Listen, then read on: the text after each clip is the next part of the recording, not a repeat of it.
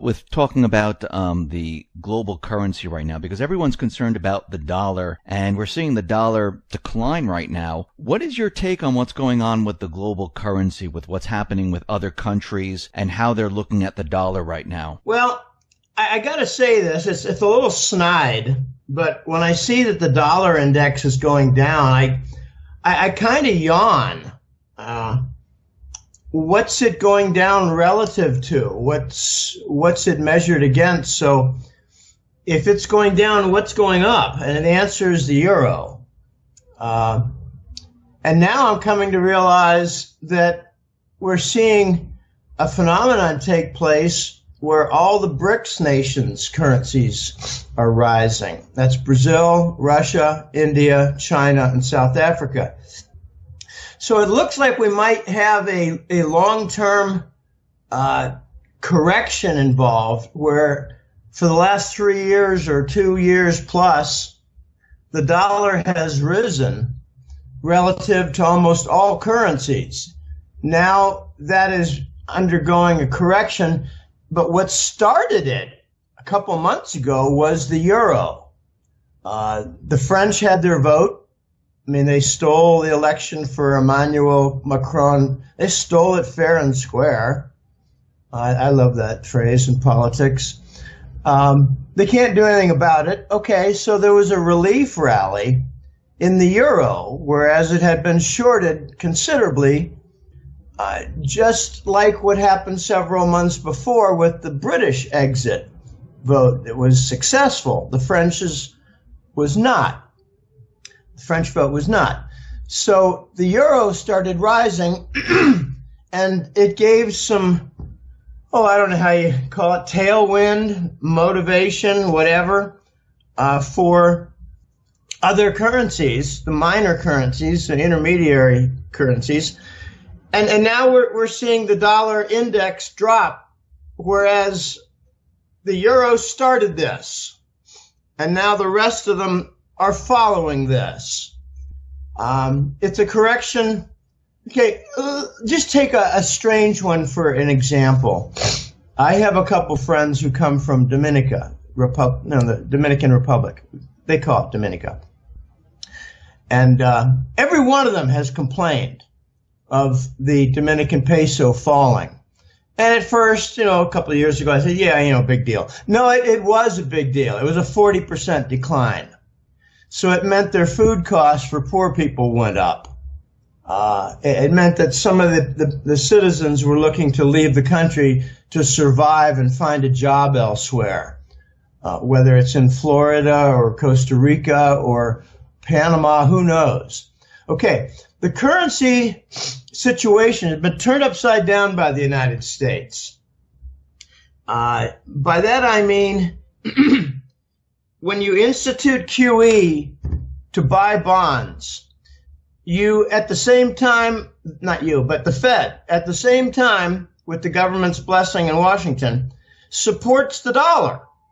I mean, gosh, you support a currency by supporting its bond, right? Okay, so putting on African, South American type monetary inflation to support the Treasury bond helped support the dollar.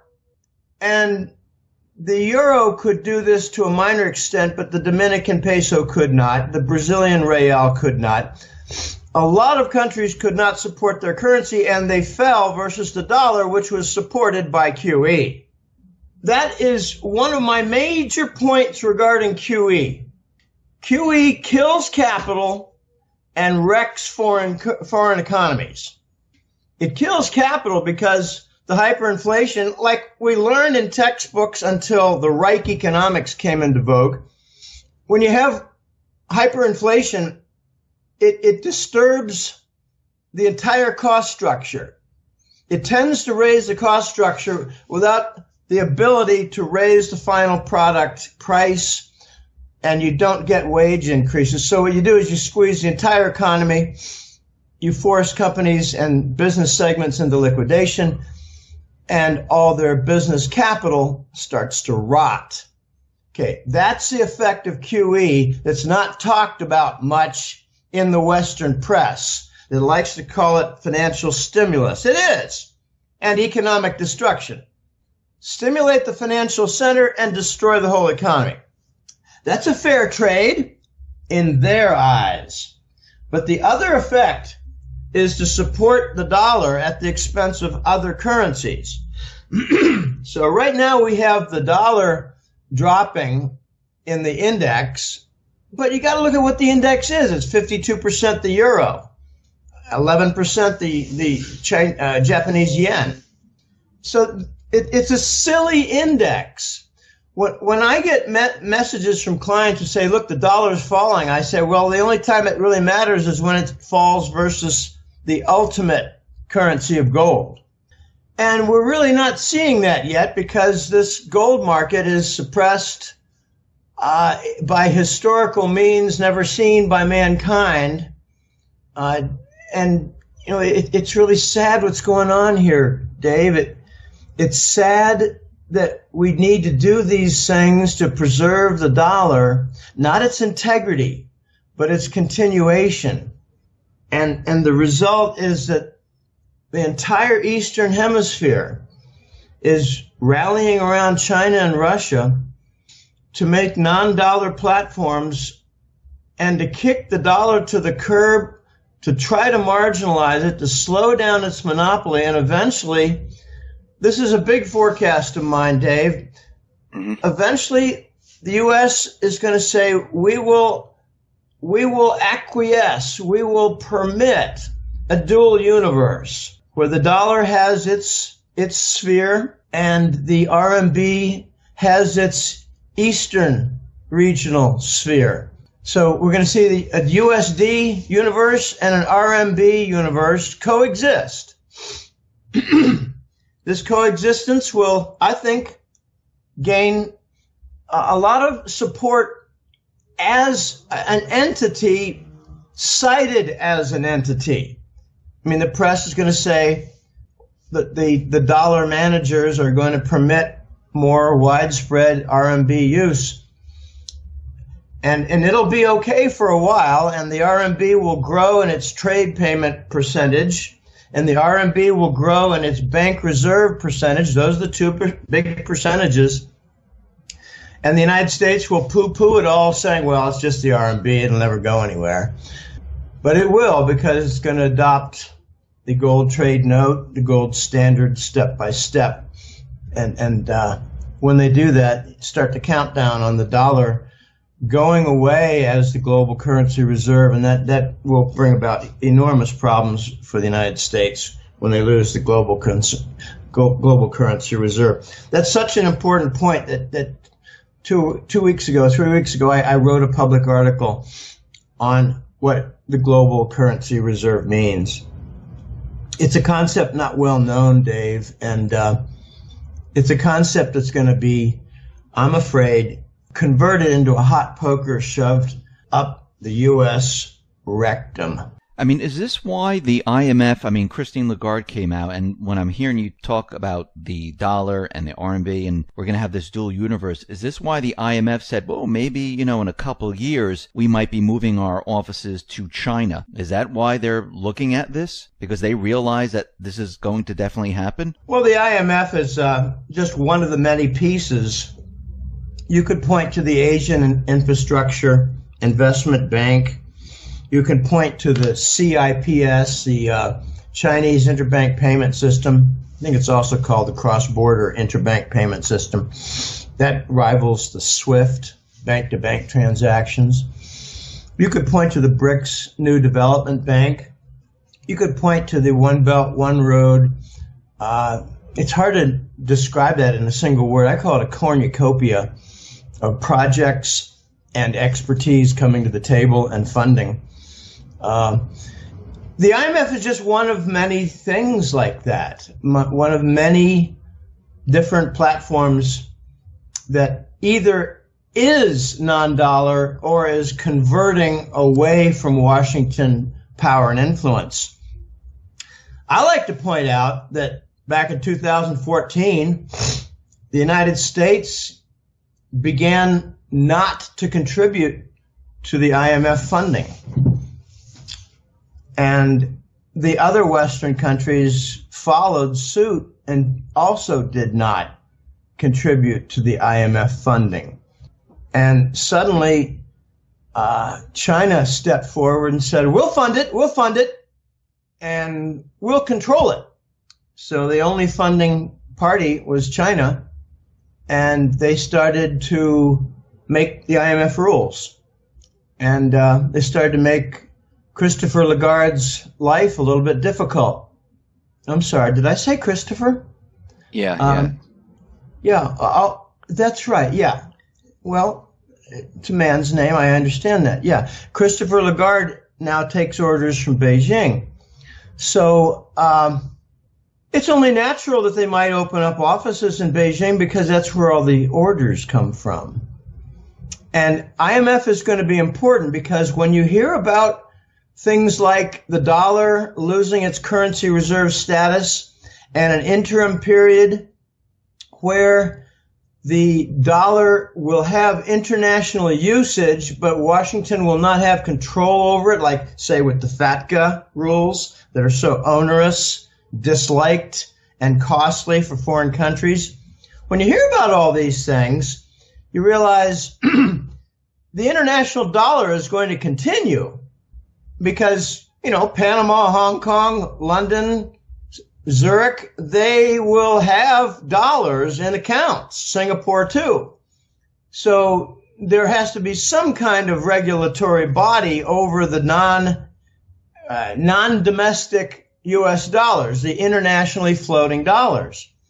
And I've heard from many different sources that the IMF might take control of the international dollar when the United States loses control of its global currency status. Okay, so IMF is moving from its European offices. I'm not sure exactly where they're located in Europe. Is it Frankfurt or is it, I don't think it's Switzerland. Anyway, maybe Vienna. I don't know. I think it's Austria or Germany. But if the IMF goes to China, it only makes sense because China is going to be controlling through their IMF offices the international dollar when the United States loses the global currency reserve that 99% of Americans don't know what it is. When you say China is going to take control, is it going to be the yuan as the reserve currency? Is it going to be an SDR as a reserve currency? What exactly are you saying when the dollar is no longer the reserve currency? I think we're going to have a vacuum, Dave. That's when the dual universe will become an interesting concept. And there'll be a lot of questions, well, what is reserve currency? And you're going to hear, well, the dollar cannot be overnight dismissed as a reserve currency, but the RMB is building up its volume. By that, I mean banks are shedding their treasury bonds and buying more Chinese government bonds for their banking system reserves. But they will also be buying more gold bullion for their banking reserves. So when the dollar loses its global reserve status, you're going to see three in the dual universe. It'll be the dollar, the RMB, and gold. So those will, fill the void or attempt or make initial moves to fill the void, but there will be some confusion. And there should be confusion because there's been a lot of just blind, nitwit acceptance of the dollar as being the forever currency. I mean, I talk in Latin American circles about the global reserve currency, and they have no idea what I'm talking about. And I say, well, when it's lost, they say, what do you mean when it's lost? The dollar is a constant. And I said, no, it's not. So there are countries around the world dumping hundreds of billions of dollars of treasury bonds right now. And they say, well, I'm sorry, I don't see that in the news. That's right. They don't see it in the news. So when this slowly happens, this is not an overnight thing. You're saying this is going to be a dual universe. They're going to slowly do this. And as this slowly happens, what happens to other countries that say, something, we don't want to hold the dollar, we'd rather hold the RMB instead? Now, what happens to all those dollars that are floating around in other countries? the same thing that's happened for the last year and a half with hundreds of billions of treasury bonds that's been dumped. The Fed, the Department of Treasury, they work overtime to soak it all up. Why hasn't the Treasury bond 10-year yield zipped up to 3 and 4% when hundreds of billions of Treasury bonds are dumped by the bondholders? You've got net selling, and you've got very mysterious elements, entities buying the Treasury bonds. It's called the interest rate swap derivative. There's very, very little Treasury bond buying. You even have insurance companies and pension firms in the United States looking to get rid of Treasury bonds. They're not yielding anything. You've got the pension and the insurance sectors being ruined right now because for 6 or 7 years they've not been paying any bond yield. Treasury bonds are their main holding. So you don't have money buyers out there, and you have this gigantic dumping of treasury bonds. At the same time, you have an increase in the supply of treasuries from the U.S. government deficits that have to be securitized. And they are being monetized like a good African country would. We're monetizing $1 trillion of U.S. government debt. Why doesn't the interest rate on the bond go up to 3, 4, and 5 and 10%? Where are the buyers? It's interest rate swap derivatives. It's fabricated, phony, computer-generated demand. What is the basis of that? Well, the feeder system is the free money at the 0%. That's why the 0% will never go away. I mean, they can talk about these 0.25% moves and big deal. What are we up to? 0.5%? I mean, come on. It's basically 0% feeder system on the interest rate swap derivative. And I guarantee you, if they go all the way up to 1% for the short-term rates, they'll have other little derivatives in there to nullify the 1% and make it 0 for the feeder system for that precious interest rate swap derivative that fabricates the phony demand for treasury bonds that almost nobody wants to buy, but many, many countries are dumping at a time when the supply is rising from the increased government deficits. Oh, I tell you, the situation for the U.S. Treasury bond, it is a gigantic black hole that is ready to explode. I hear haughty, arrogant types say to me, "Oh, Jim, what you're describing, break down the treasuries. It'll never happen because the computer control with all the derivative machinery is so powerful and so advanced and so experienced in operating that it'll just continue." And I say, well, what if the pressures are like 3 to 5 times greater? What if foreign countries start to dump in the hundreds of billions? It won't matter, Jim. It really just won't matter. And I say, well, I've been there before. It was called 2006 and the subprime bonds, and we were told they didn't matter either. It's going to break down. I don't know how and I don't know when, but the treasury bond machinery is going to break down. I wish I knew how it was going to happen, but you cannot have a vanishing act for buyers, while at the same time more and more pressure to fabricate demand. At the same time, legitimate holders of the bond dumping them in big volume, while at the same time the supply is rising. All of those are in the wrong direction. Every one of them should be pushing the treasury bonds and their yield to 5%. And it's not happening. So there's pressure building on the only device holding it together, and that is the derivative machinery operated by J.P. Morgan, Goldman Sachs, Citigroup, etc. And it's really sitting on the Exchange Stabilization Fund out of the Department of Treasury that gets no attention at all. I hope that answers the question.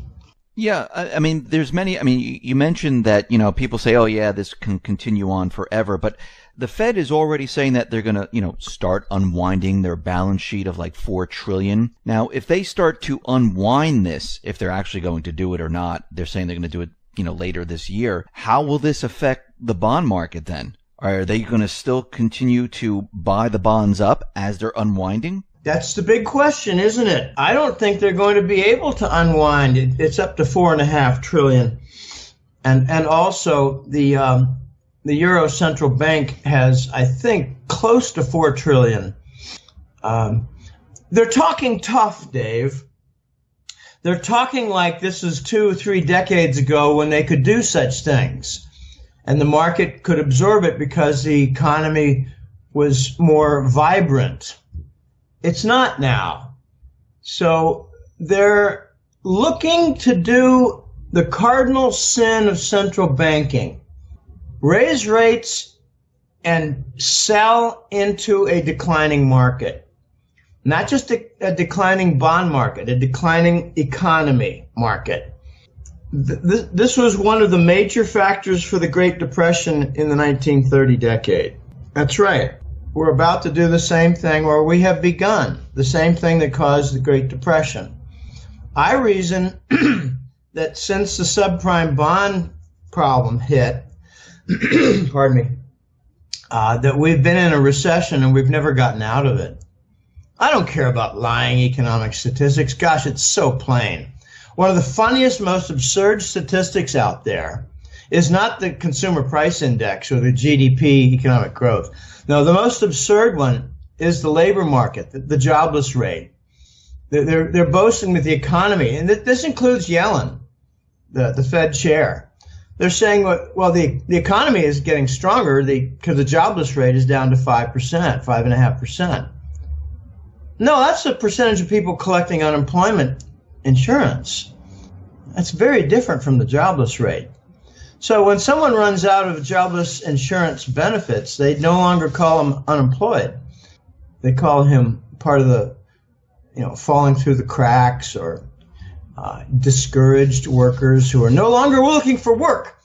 No, if they're not collecting benefits, we are told that they're no longer looking for work and they're not jobless anymore. They're, living with mom, or they're living on a park bench in full contentment. Now, the unemployment rate is somewhere around 23%, just like it was during the Great Depression. Back then, they didn't falsify the economic statistics. Back then, they didn't even have jobless insurance statistics. So Clinton did something with Rubin's help to alter not just the consumer price index. They did some really neat tricks with that, but they altered the unemployment rate to basically merge it with the state level jobless benefit percentage. Now, one of my favorite little stories is what they did with the CPI. They introduced the different things like, substitute. If something goes up in price, bring in something else in the index that did not. And, my joke was, well, to bring in the Alpo dog food because that's a nice stable measure. So, remove the higher beef price, include the Alpo dog food price, and everything's the same. No growth in the CPI. But they did something else that was really mathematically clever. And this is not well known. The arithmetic mean is something very simple. You have 5 items, you add them together, you divide by 5. That's the arithmetic mean. But the geometric mean is not so well understood. You multiply those 5 things together and you take the 5th root of that product of 5 things. And, a little investigation shows you that if you got one item that just jumps, like up 12% in a 3-month period, but the geometric mean will not really jump much as a result. So they used a mathematical average. It is an average. It's just a multiplicative average that does not respond much to one item going up. Hey, hats off to Robert Rubin. You're a smart guy. You're also a stinking criminal, because he's the one who instituted the 0% lease rate for the Fort Knox gold. So Wall Street borrowed it, sold it into the market. And that's how they brought down the real high interest rates that Clinton inherited. Oh boy, I tell you, the U.S. financial history books are going to be very, very interesting, and I hope to write a few chapters. The Hattrick letter is a warm-up. We see the weak economy. This is what you've been talking about, that the economy is basically completely manipulated. A lot of the statistical information, like you were saying, employment, the CPI, GDP numbers, the stock market's completely manipulated. So we have all this manipulation going on, where, of course, the corporate media is telling everyone that the economy is strong. Look how great it is. Look at the stock market. Everything's fantastic.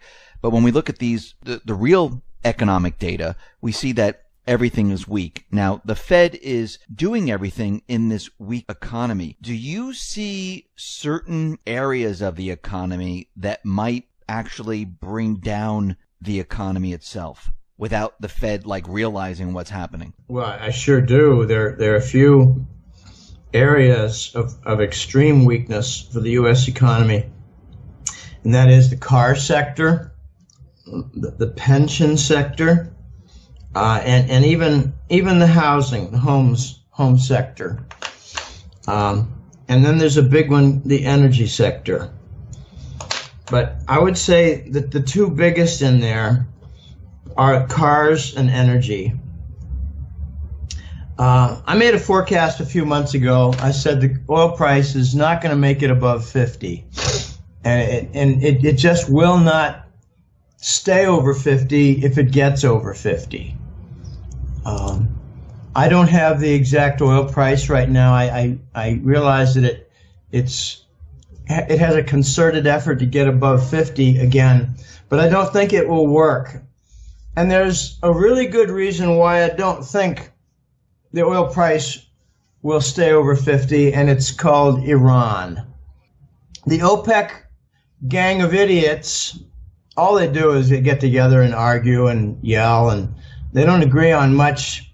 Well, they do agree on things, but it doesn't stick in reality. They leave, but they all dishonor the agreements they make. Like Nigeria said, we're not going to honor the OPEC output cuts. And there are a couple of other countries that has announced the same thing. They're not going to honor the OPEC output cuts. But Iran, my gosh, they had 80 oil tankers floating around, waiting for the sanctions to end, waiting for permission on the international oil market to sell oil and to accept currency. We try to strangle these countries with sanctions, but they have workarounds and they end, and what's the result? Iran's dumping on the market, and they're not even subject to the OPEC agreement. So at the same time, you have the shale industry committing suicide in the United States. They need a low oil price to survive, but to survive, they need to produce shale-related oil. And the increases that they see with the output from the shale fields depresses the oil price. It's called economic suicide. Wall Street realizes they're in a bind, and the oil price has to be up to 60 and 70 in order for this sector to survive, and in order for the Wall Street energy portfolio not to completely collapse. But Iran is making sure the oil price will stay down. So now you got the Saudis saying, we're going to cut our production, we're going to take the income losses when we already have deficits, and we realize Iran is dumping on the market, and they're going to take not some of our share, but the income lost in Saudi will be compensated by income gained on a net basis in Iran. Oh my gosh. The energy sector is going to have another phase of big write-offs, losses, busts, bankruptcies, failures, bond defaults, etc. That's one of the biggest factors hanging over the U.S. economy. Another one is the car sector.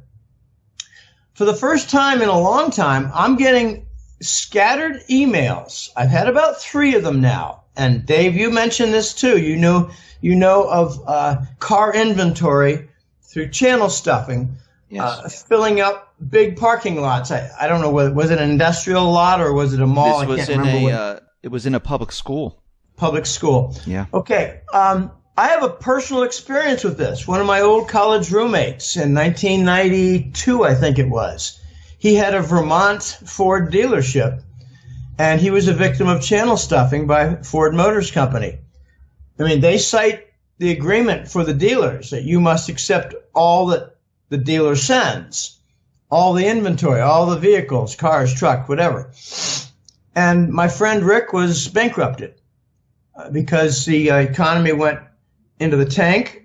I think this was the Iraq-Kuwait war.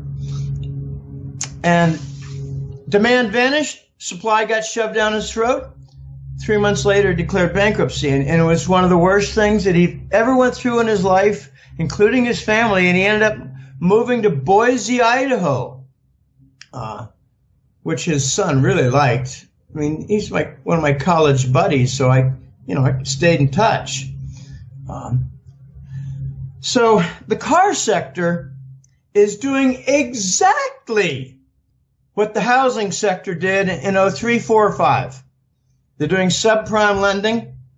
They're not doing income checks on the underwriting of the car loans. They're seeing a tremendous amount of cars being traded in with negative equity to buy a different car, like a new car, and the negative equity is shoved into the new car loan. So if a new car costs, has a loan of, say, $18,000, they're going to add on the $4,000 in negative equity. And it's even more to borrow, but they're trying to keep the rates down. And they're doing something else that's ridiculous. They're putting them on 7-year duration loans when the car really doesn't have 7 years, typically, for collateral purposes. Oh my goodness. I remember when I was buying a car way back, after graduate school, times like that, they'd say, well, you want a 4-year loan or a 5? And I said, well, I'll make it a 5, because I'm probably going to pay it off early. And 5 means that the car payments per month are less.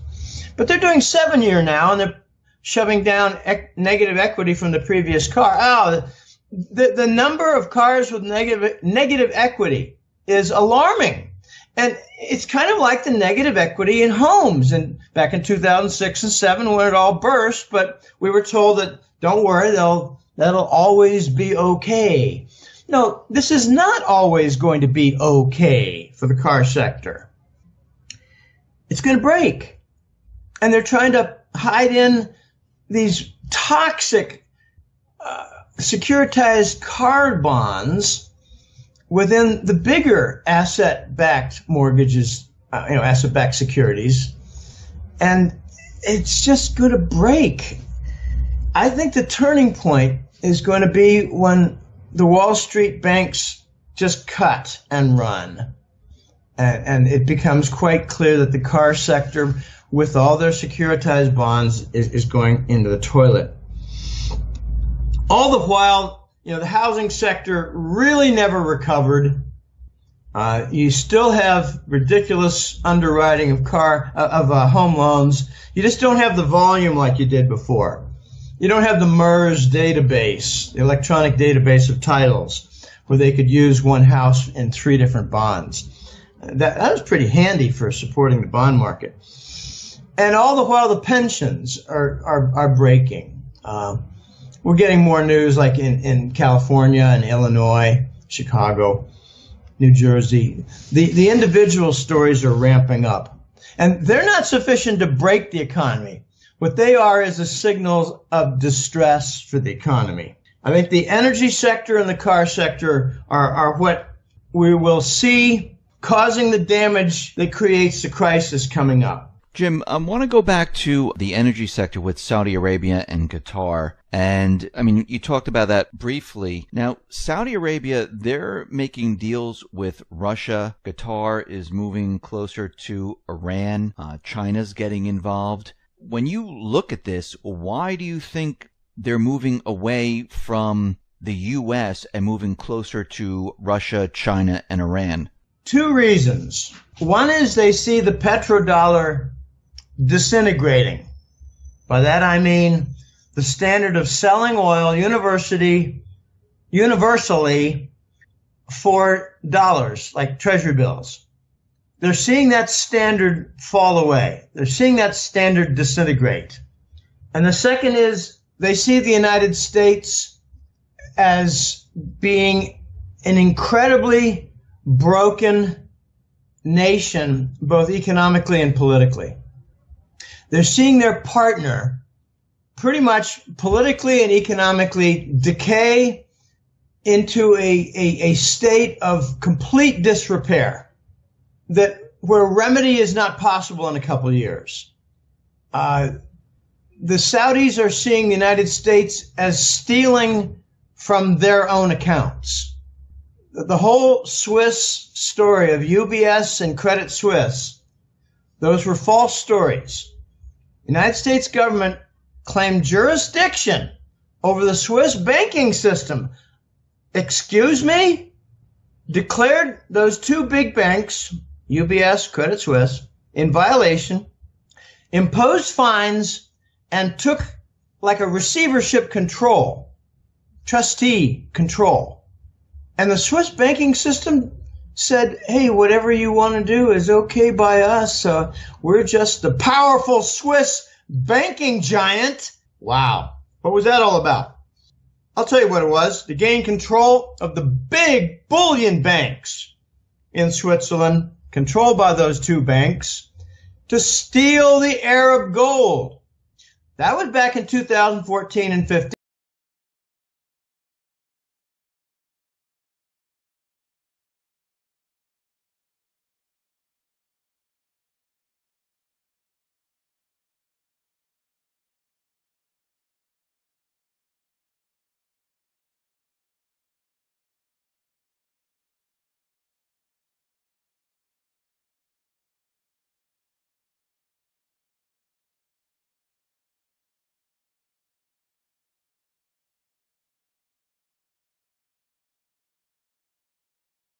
Saudis were the big producing giant for 30 years. Do you really think they have only 160 billion in treasury bonds?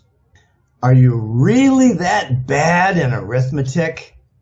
Can you multiply a couple $100 billion or $150 billion in annual surpluses? Can you multiply that by 30 years? Can you do that kind of mathematics? Do you see that the Saudis had $3 trillion in reserves? Can you do that napkin math, people? In fact, they did something interesting on the Treasury International Capital Report, the TIC report. They now broke out Saudi Arabia. It's no longer lumped in with the OPEC oil-producing nations, or whatever they call them, the OPEC group. Now they're trying to make it look like the Saudis all along had 150, 160 billion in treasury reserves. Well, more like 3,000 billion, if you can do the simple math of accumulating 30 years of giant surpluses. If they called it the petrodollar as the petro surplus recycling, then where was the recycling done and what was its volume? Didn't it have to be giant? Well, yeah, it was giant, and it was from Saudi, and it's a whole lot more than 150 billion. Okay, so the Saudis are realizing that they're never going to get their 3,000 billion back in treasury bonds. They're realizing that much of their gold reserves in Switzerland were stolen. They're realizing that the United States is blaming them for 9/11, opening up lawsuits against them to steal Saudi assets stuck inside the U.S. borders under U.S. jurisdiction. So they're looking for some new friends. And this charade a couple months ago of Trump going to Riyadh, Saudi, and proclaiming a giant arms sale. Oh my gosh, look at the details. I wrote a public article on that back in June, calling that a farce. I said there are 4 or so possible explanations for what was going on, really. And turns out that it wasn't any new arms deal at all, just a repackaged Obama administration arms deal. But there was more to it than that. I think it was some of the older weapons that the United States wanted to get rid of, and they're just shoving it through the Saudi channel in order to resupply ISIS. This is a joke. Why don't you say we move to the whole Qatar issue, Okay. Dave, and try to focus on some of that, and that's not really directly pointing to the Saudis and their collapse situation and their collapsed relationship with Washington. The whole the whole Qatar picture is fascinating right now. We see Qatar where the other Gulf nations, they were, pressuring Qatar with this block. And basically, it really hasn't gone anywhere. First of all, Saudi Arabia, the other Gulf nations, they never invaded Qatar. Qatar said, listen, we're going to keep what we're doing. We're going to work with Iran. We're not going to do all these things on the list. And they started to whittle down the list to a couple of points, mainly with terrorism. So what is happening here? What were the Gulf nations up to? What is Qatar up to? And why is the U.S. just sitting back, pretty much just watching the whole thing play out? I think what Qatar did was they abandoned the Saudi gas pipeline concept. And instead, they adopted the Iran gas pipeline concept. And that angered the hell out of the Saudis.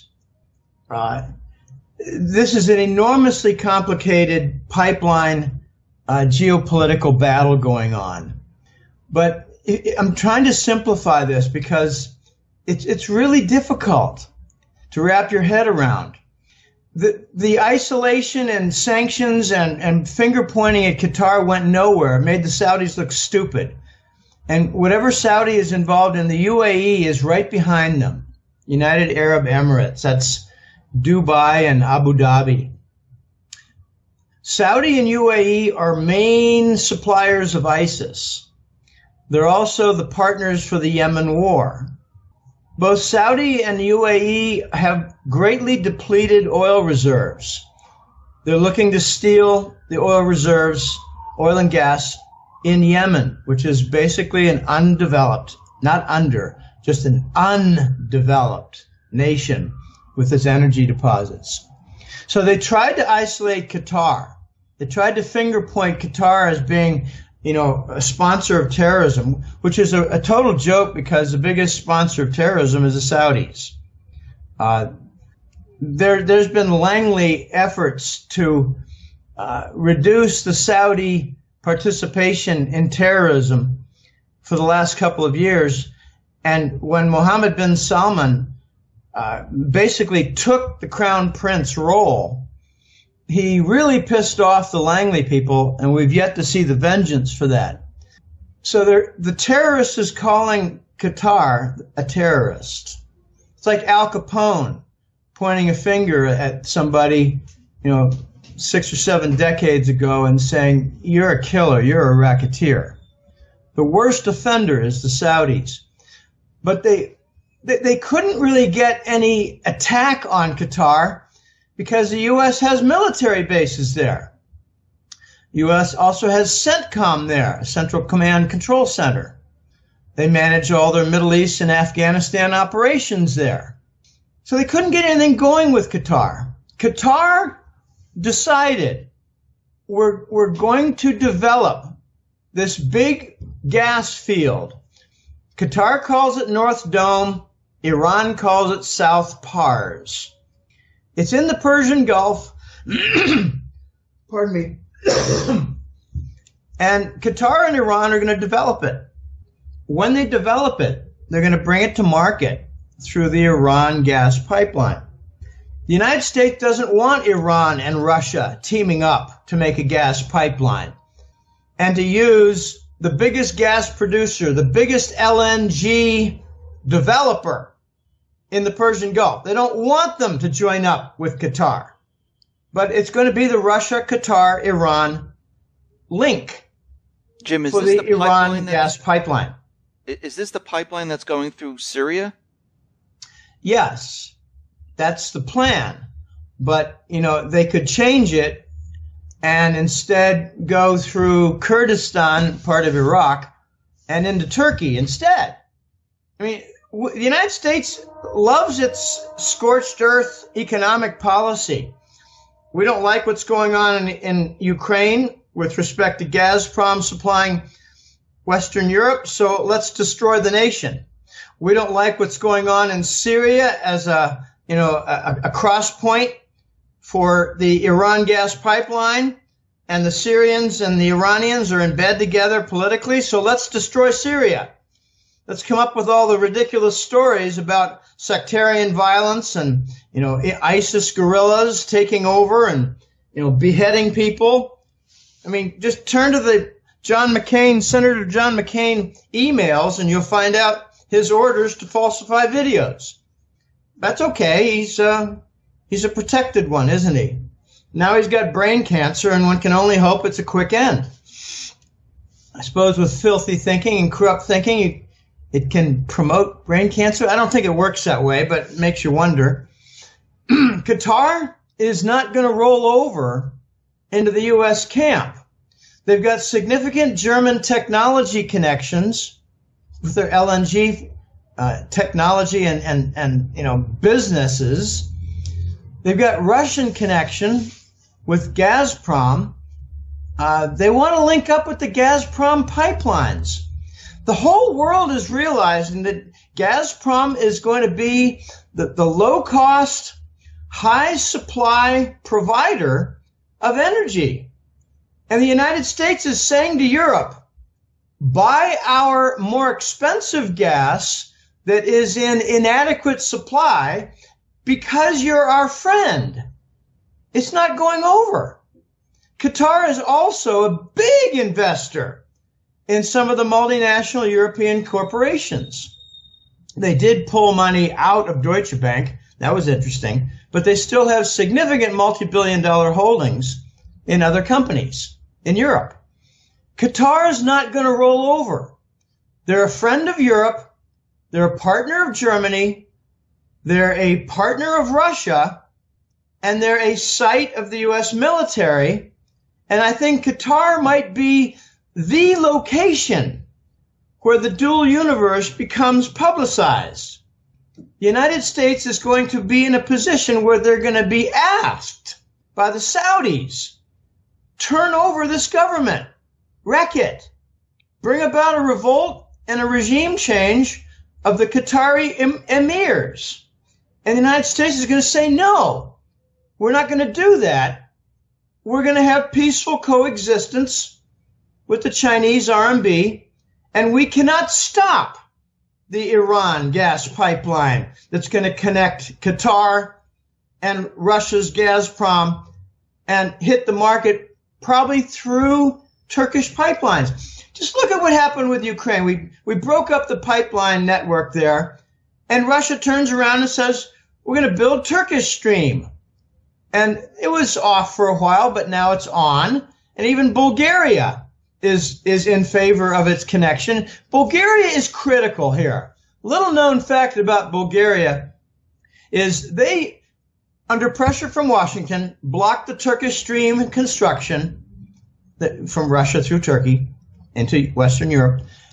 But Bulgaria contained the inventory of the pipes for the pipeline. And now they're going to release it for the actual construction. Everything the U.S. touches with foreign policy turns to failure. Everything. Everything. All their foreign policy initiatives have turned out to be the opposite in outcome of what we wanted. The opposite objective was fulfilled.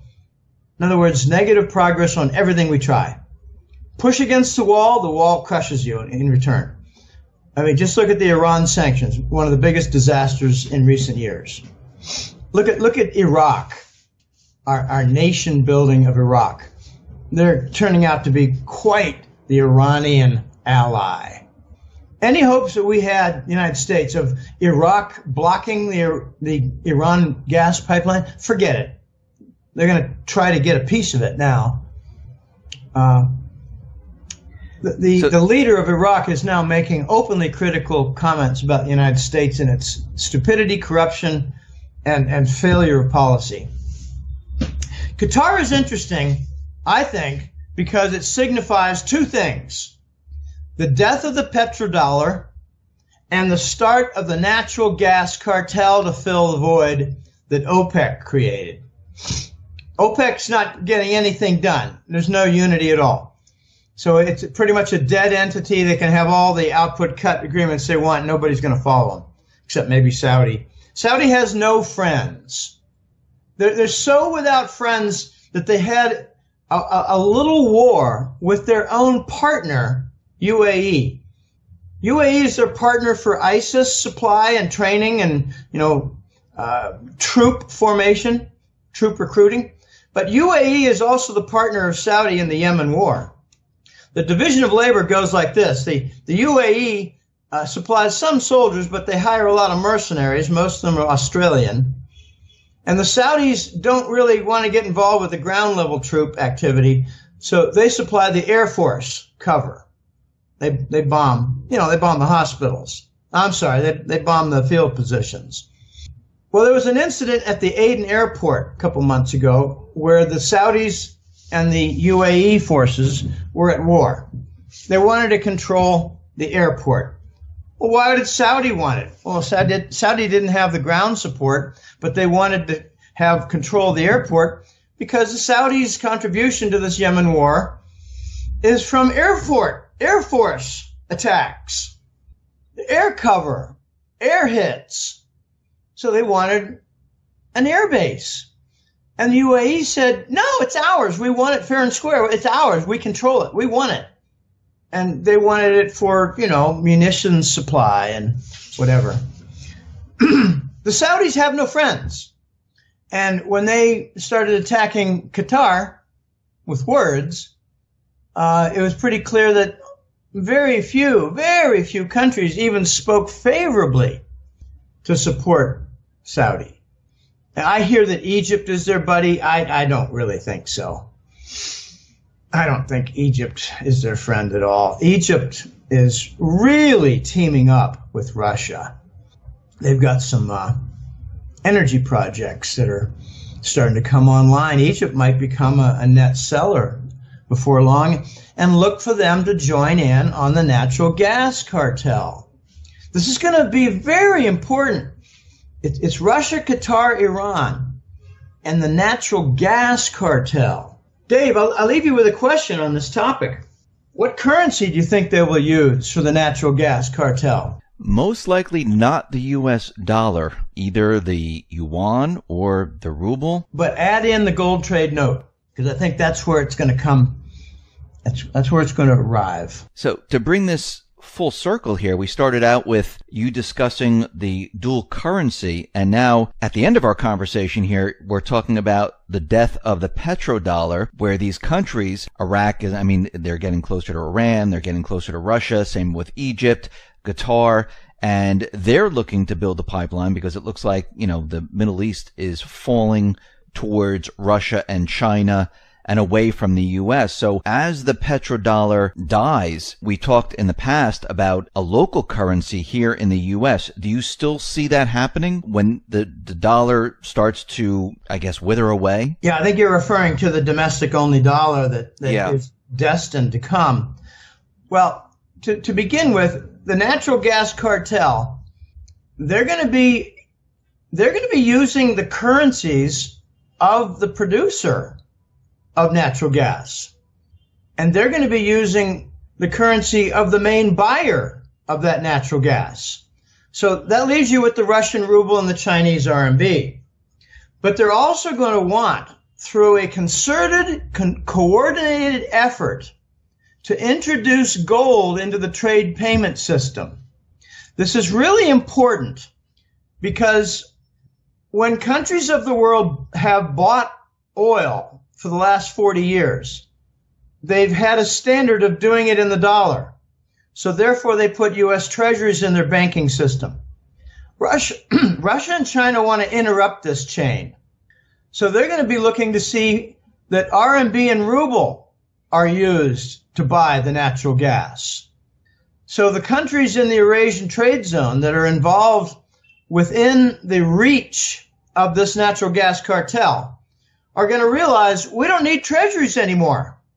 And the dumping just accelerates. The dumping is enormous. It's $400 billion worth of treasuries in the last 12 months. And each month that comes in, they drop off the last, they bring in the new, and the last 12 months is even greater than the previous last 12 months. It's a running last 12 months total. It's getting worse. And it's going to get a lot worse when countries realize they don't need the treasuries to buy oil and gas. And that's the essence.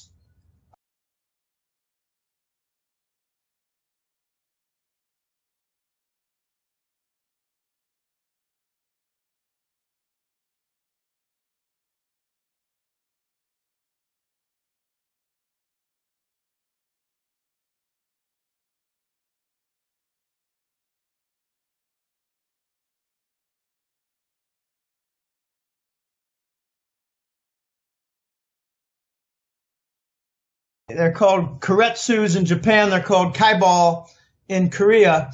But they got Samsung. They've got LG. And what's the third? Hyundai.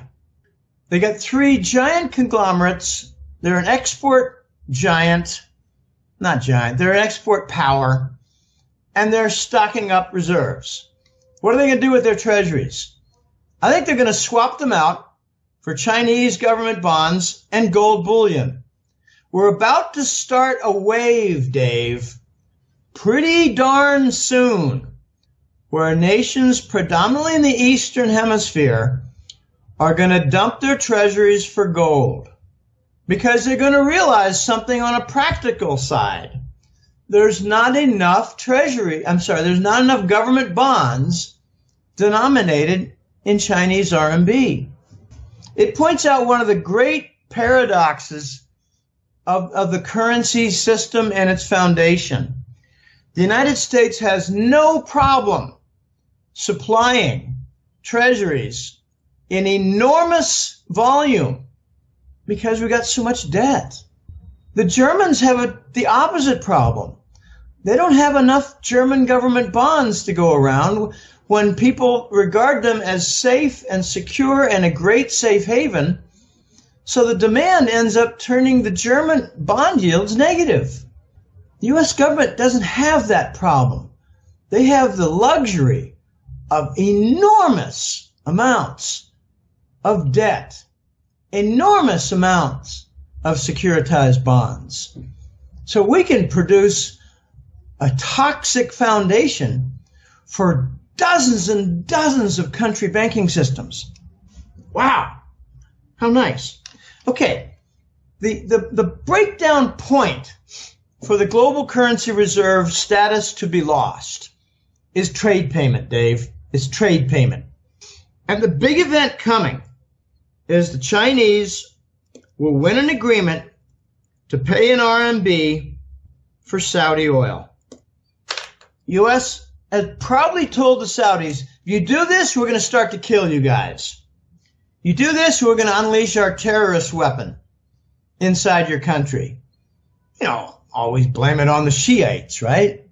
Right. The Chinese are using leverage. They've been buying less of the Saudi oil each year, forcing the Saudis to look for new customers while they have some deficits to deal with. And the Chinese are saying, well, we're just going to buy more Russian oil. Sorry, we can pay in RMB for that. And the Saudis are going to eventually say, all right, you can use your RMB currency to buy Saudi oil. Okay, we give in.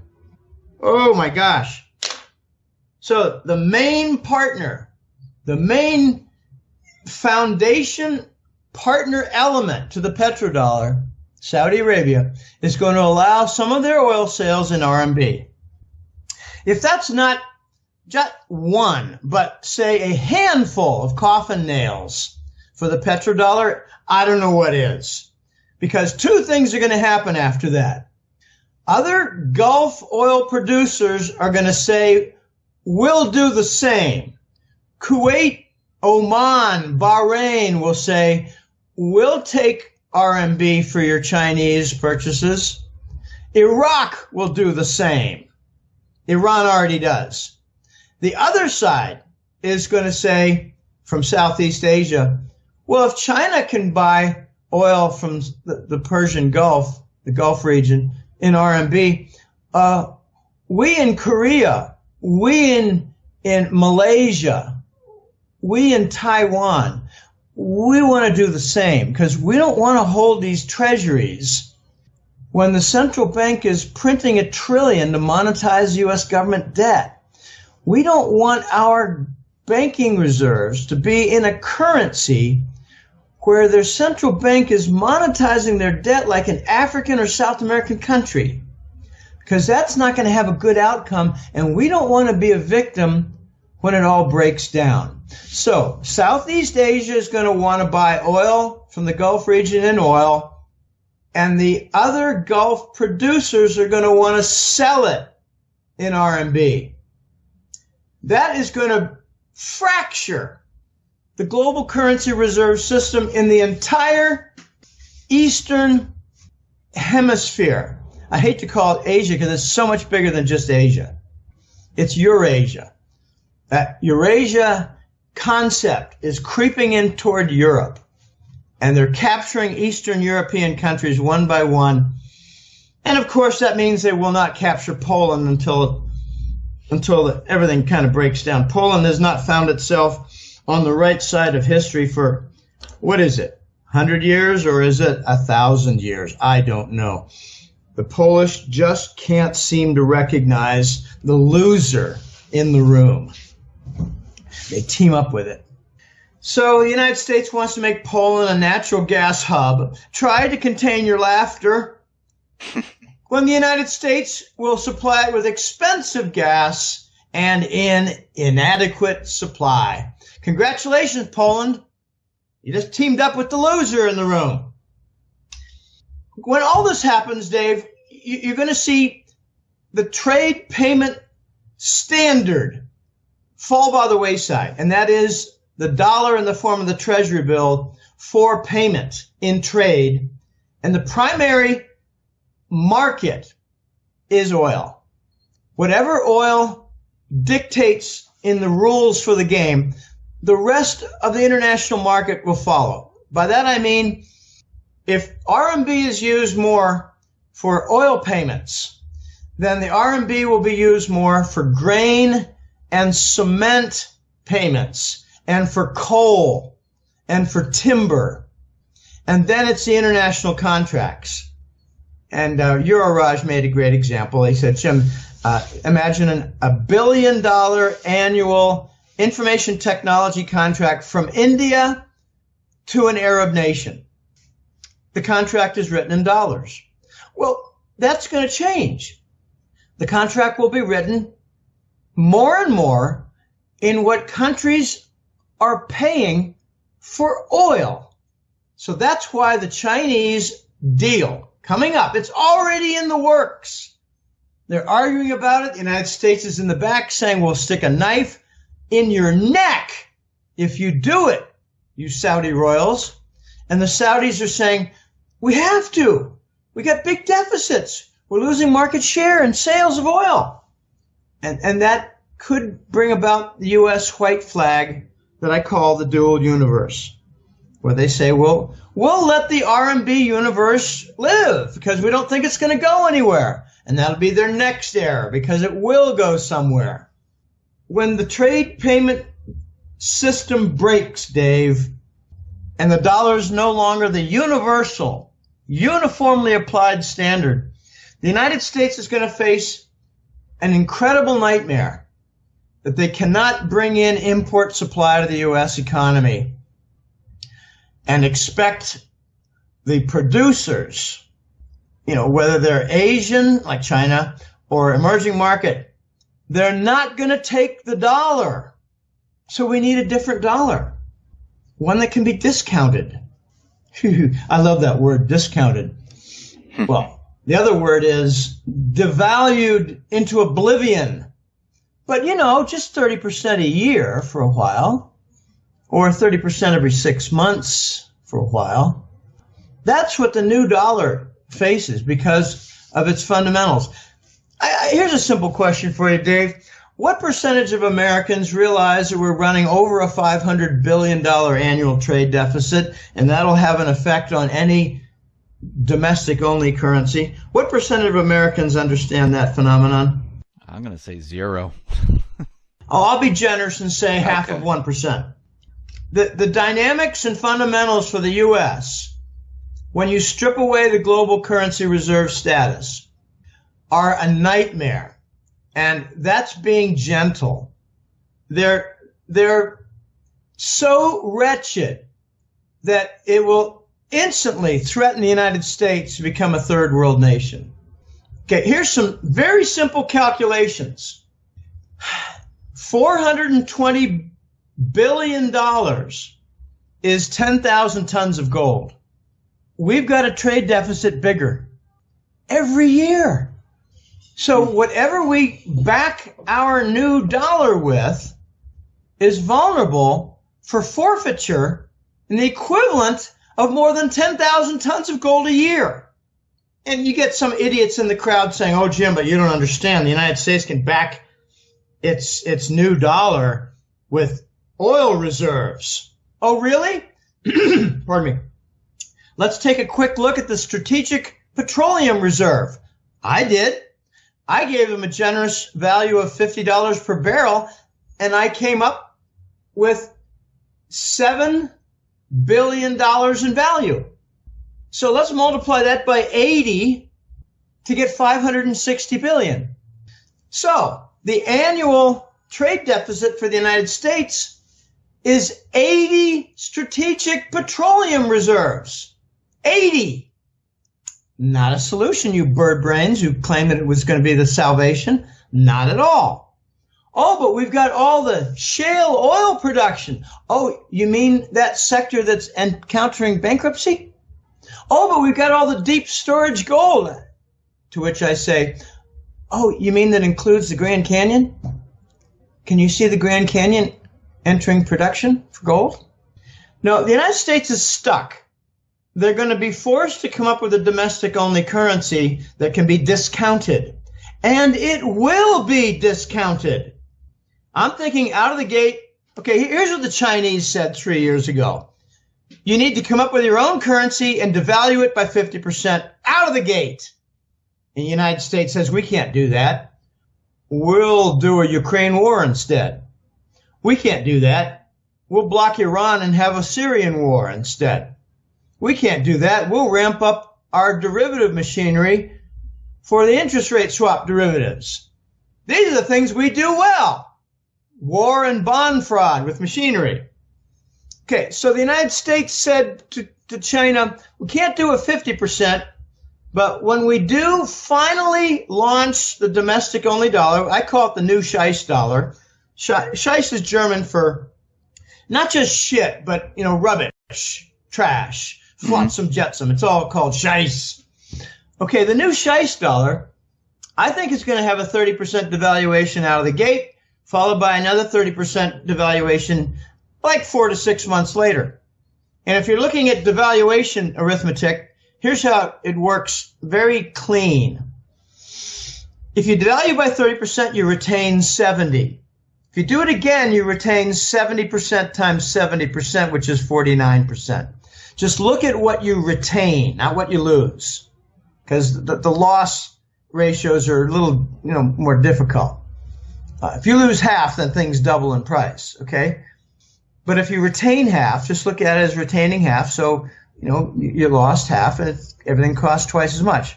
But if you have a series of devaluations, look at what you retain and multiply them together. So if we do back-to-back 30% devaluations of the new dollar, we're going to have roughly that same 50% devaluation. What does that mean? It means everything you import is going to cost twice as much. It's not going to be that simple. And I love giving the car industry as an example because cars have hundreds of components. Look at Chrysler over the years. They've been a big importer of Mitsubishi motors. I mean for motors, engines. So when the devaluation occurs, Dave, there's going to be a lot of hubbub about, well, buy American. Then the difficult question is going to be, what is American that has the American label? What is American? And the good example is going to be the car industry. And I wouldn't be surprised, but I think Ford has the lowest foreign components in their cars. Not sure about that. I mean, you get some very interesting little examples like glass suppliers are springing up in Michigan, in Ohio, that are Chinese owned, but they're on U.S. soil with U.S. workers, and they're paid for in U.S. dollars that stay inside the country. So, okay, that's buy American, made in America, but, Chinese landlord, if you will. And it will become quite clear which U.S. automakers have the foreign component. Ford and General Motors have big Mexican operations. So the good question is going to be, when the dollar is devalued for the new dollar, the new Scheist dollar, what happens with the Mexican conversion? Because many of the vehicles with U.S. labels are made in Mexico. Oh, it's going to be weird. It's going to be very, very weird. It's going to be really interesting. But deadly, Dave, because the new Scheist dollar is the third world country currency. Jim, it sounds like they're actually setting up for this, because if you listen to Trump, and it's funny that you're saying this, where he's saying, let's buy American. It looks like he's already priming the people for what is coming, because what you're saying is, the imports are going to be very, very expensive. We're going to have to produce here in the United States, and we're going to have to buy our products within our borders and create the products within our borders. Well, yeah, but what is Trump doing to produce more in the United States? Nothing. I mean, he talked about his $1 trillion infrastructure program during the election campaign last year. What's happened to the free trade zones and that concept? What's happened to attracting foreign currency for that concept? What's happened to the entire planning structure for that concept? What's happened to the goal of 20 to 50,000 new businesses in the United States and that concept? For the first, it was nothing. The second, it was nothing. The third, it was nothing. The fourth, it was nothing. And the fifth, it was nothing. It's a big nothing. You can't sell that which you do not make. You can't sell to Europe gas supply that you do not make. You cannot buy American that which you do not make. And the United States has had a generation, 30 years of outsourcing its industry. Trump wanted to bring it home. The only thing he's permitted to do is more wars and more weapon sales, or at least the charade of more weapon sales. We need a national initiative to reindustrialize the United States, to make its manufacturing and industrial sector double what it is now, like it was in the 70s. Trump's done nothing in that regard, and I don't think the Congress will permit him to do anything in that regard. That's how messy things are. We need to drop the corporate tax rate. We need to increase the free trade zone incentives. And they're typically a reduction of the first 3 years of property tax and income tax. No, we'd rather have a new war. We'd rather have new sanctions against Russia. We think this is good. We're dumb as hell. We haven't had good foreign policy or economic policy, since 9/11. Came to power in 9/11. They actually came to power with Clinton. The fascists destroy their host. The fascists defraud their allies. The fascists rely on war. The fascists permit internal fraud. It all results in a systemic breakdown, Dave. And that's what we have. Jim, how do you think they're going to spin the devaluation of the dollar? I mean, they just can't come out and say, hey, listen, the dollar is going to be devalued by 30%. Just deal with it. Easy. The dollar is going to be devalued to attract foreign capital. The jobs will come next. And we finally will be able to finance our debt. with more foreign investors. But primarily, Dave, the answer to your question is more foreign investment from inducements and incentives, and we're going to cut our regulations in order to help that along, and it's going to result in a lot of new job growth. Of course, your manager is going to speak a foreign language, but that's okay. And by the way, we're not going to tell you that the fringe benefits will be near zero, but there'll be a lot of new jobs from the devaluation of our new dollar, and we want everyone to celebrate our new dollar. It'll be wonderful. Let's have some new songs. Let's put balloons out. Let's release balloons for our third world currency. Our country has become a wrecking zone. The new dollar will permit higher import costs, will reveal the components being foreign made of many products, in particular cars. It will result in supply shortages because some nations, get this is really interesting, Dave. Some nations that want to supply the United States, they'll say, we don't want your new dollar because we think it's going to be devalued again and again, and we don't want to be holding it. We don't think you've done enough devaluations to make it stable. So there will be inadequate supply when foreign producers say, we don't want your dollar and we don't even want your new dollar. Then comes the social disorder. Riots. Food centers, fuel centers like gasoline, diesel, and ATM machines. Violence in all three. Food prices. Oh, but the United States is a giant food producer. Oh, they used to be. Are you aware that it's over 50% imported now?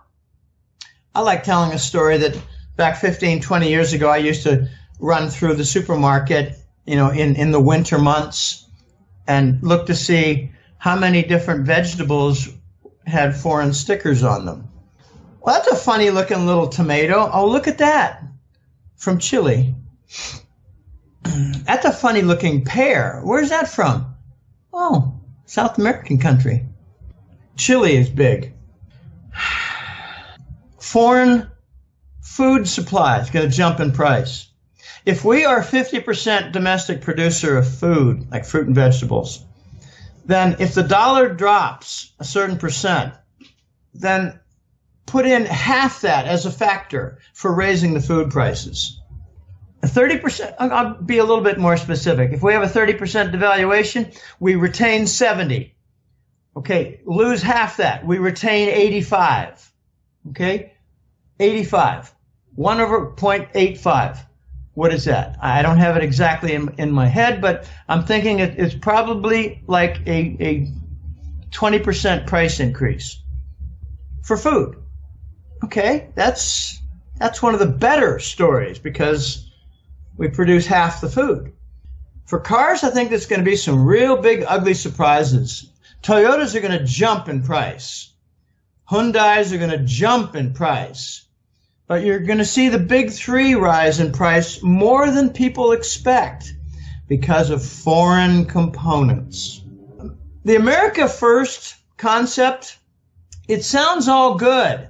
It's great for producing a sign. It's great for making a nice slogan. But the reality is we need to make more. I remember seeing in Costa Rica a couple of years ago a billboard that caused a second look. It was, let's make things, the sign said in Spanish, let's make things of high quality to assure the exports. So Costa Rica was realizing at the government level they needed to export more for the hard currency. This is going to hit the United States. We need to export more. We need to increase the existing free trade zones in almost all 50 states. We need to give them incentives, like cutting their property tax and income tax for a period of time, so they can hire more. But they're going to hire with very, very small fringe benefits. There are lots and lots of examples, and I've cited a few in past hat-trick letter reports. Lots of examples. But we need more of that. Trump's not doing it. Trump's not on that theme anymore. Trump had talked about attracting $1 trillion of foreign investment, and even the clever idea of bringing back $1 trillion in treasury bonds that are foreign held. What Trump is trying to do is relieve the trade deficit by completely wiping out the current account deficit, meaning that we are stuck with this $500 billion a year trade deficit. But if we bring in $500 trillion of foreign funds, we can fix our current account deficit and relieve the whole pressure for devaluing a new currency. I tend to say devaluate, but that's not a verb. It's devalue. I get some nice email once in a while, Dave. It tells me, Jim, you made a mistake here. Jim, you used the wrong term there. Okay, well, thanks. I don't say, well, screw you. It's my show. No, I say thanks. I learned something there. So the verb is devalue. The United States needs to remove the factors that force devaluing the new dollar currency. We cannot get around this. I get amused, Dave. Seriously, I have quite a lot of laughter here in my work. Once in a while, I'll read an article from a different kind of journal, something coming out of the fringes of Europe or, whatever. And they'll mention the pressures are strong now for the introduction of a new Scheist dollar. I'm sorry. When I laugh, I have to cough. It's one of the effects of getting over this nasty flu, where I can honestly say I'm 99-point-something% past my nasty flu. I've got a little residual effect of, minor raspy damage to my throat. But the term new Scheist dollar is getting around, and it's kind of funny. I coined it. And, some readers might not even know what Scheist means, but it means shit. It means garbage, the new garbage dollar, the one that's going to be devalued repeatedly. I hate giving Venezuela as an example, but that kind of pressure is coming to the United States. It's going to be on a larger volume scale. If we must have a U.S.-only dollar, that does not mean that it can't leave the country. It just means that it is the official currency of the country and that we have the right to print it and control it. And it's not going to be the current dollar, because the current dollar has other functions for global contracts, for global sales, and for global banking reserves. I guarantee you the new Scheist dollar will not be used in global banking reserves. They're going to be standing back to watch to see how much devaluation it suffers. They're going to be sitting back to watch what does the United States do as official policy to relieve its trade deficit. In other words, to rebuild its industry in order to export more. Every month we have new trade deficit statistics, imports and exports. We need to export more.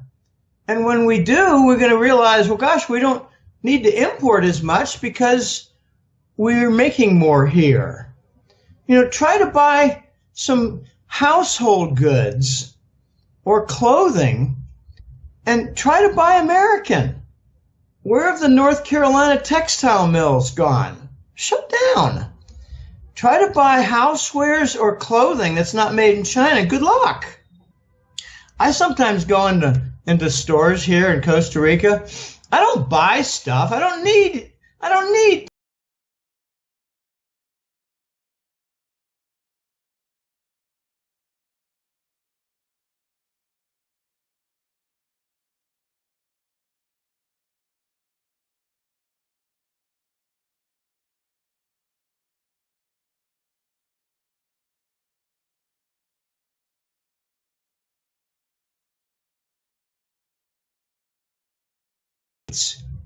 You buy a tool.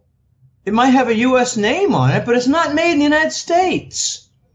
The United States thought that they could become a finance center, a finance-driven economy.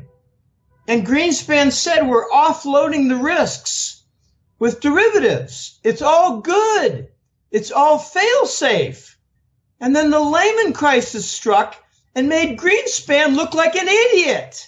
But he still gets those speaker fees because there are idiots out there who don't understand economics. No, the United States is in, I'm sorry, Dave, to say, but the United States is in an intractable situation that cannot be resolved. We need a 4, 6, or 10-year period to resolve things after reforms are put in place. And we haven't even begun with the reforms. Jim, how close are we to this happening? Well, I translate that into a question of how close are we for the Chinese to buy Saudi oil or Gulf oil in RMB terms. How close are we?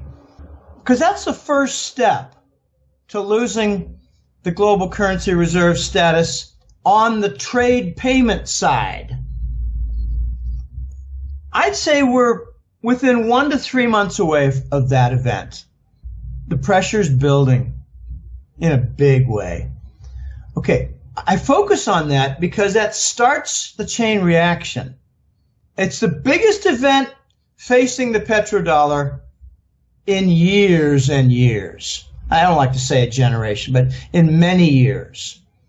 Because when the Chinese do that, the other Gulf countries, the producers, are going to want to sell in non-dollar terms, and the other Asian buyers are going to want to buy in non-dollar terms. And that starts the whole process that undermines their banking reserve system.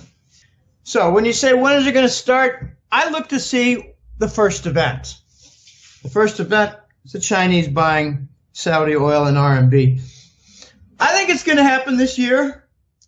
It could happen before Labor Day, September. It probably going to happen in a few months, 2 or 3 months, something like that. I don't know, but it's not stoppable. And the Saudi, just look at the Saudi finances. Okay, here's an event. This is a very, I think, a clever form of thinking. Look at the Aramco IPO. The background is the Saudis have been lying about their oil reserves. They've been lying about their spare capacity. They've been lying about everything while they're waging war to prove their own lie.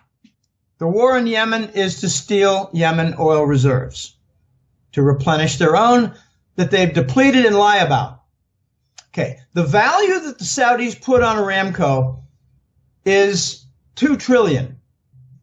They're trying to do a 10% sale in an IPO, and they're trying to gather in $200 billion. Now, this is one area where the Western analysts have a lot of expertise. They come in and say, well, we've been making estimates of company value based on oil flow, oil reserves, profit, overhead costs, R&D, capital expenditures, CapEx. We know what we're doing in this area. So the comparative analysis for Aramco, was that it was worth 4 to 5 times less than $2 trillion. they thought it was worth, 400 or 500 billion at most. Okay, so maybe the Saudis will enter the room and say, we'll overpay a little bit for a stake of Aramco. And since we're going to be part owners of the Saudi giant oil complex, we want you to accept RMB for oil sales. You see my thinking, Dave? Yeah, I do. That's leverage. And the Saudis might think, we'll overpay by 50 to 80 billion for this share because we don't care. We want that petrodollar standard to be buried. This is a handful of coffin nails. We'll overpay because we know that oil sales in RMB will catch fire. We know that other Gulf producers will want to do the same and not lose market share. We know other Asian buyers will want to do the same because they hate holding treasuries during the QE, hypermonetary inflation period.